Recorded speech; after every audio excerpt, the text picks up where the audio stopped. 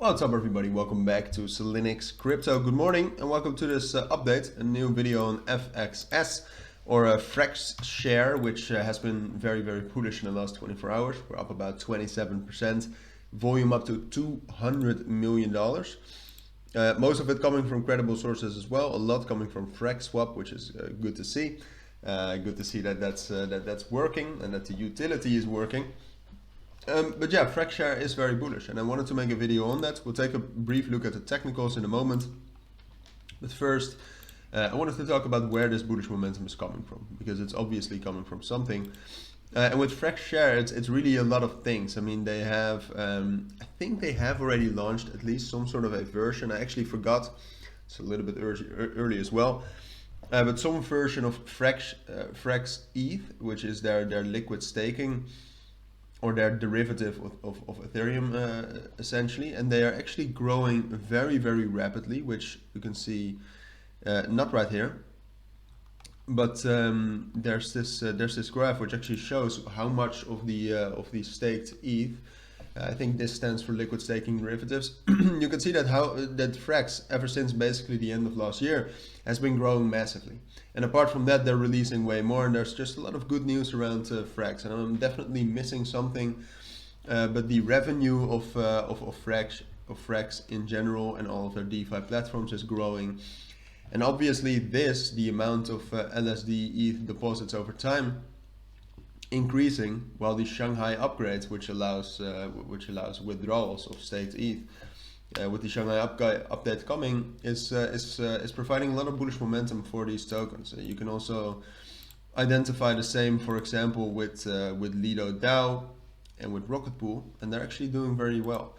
And then apart from that, you also have the fact that Frax ETH is providing some huge APRs. And so that makes a Frax share just very bullish. And what you can see technically, to get into the technicals, is that the last few weeks we were struggling with this level between $11.5 and $12. And we actually managed to break above that yesterday already.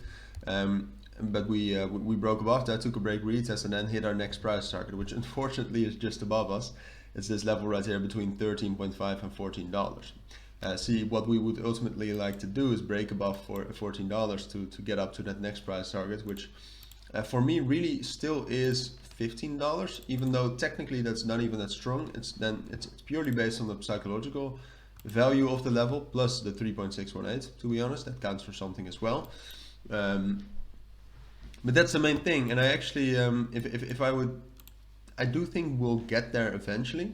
But I think it's a little bit more likely that now we'll drop down a little bit. I think we'll go a little bit higher into that resistance level we're at right now between 13.3 and 13.9.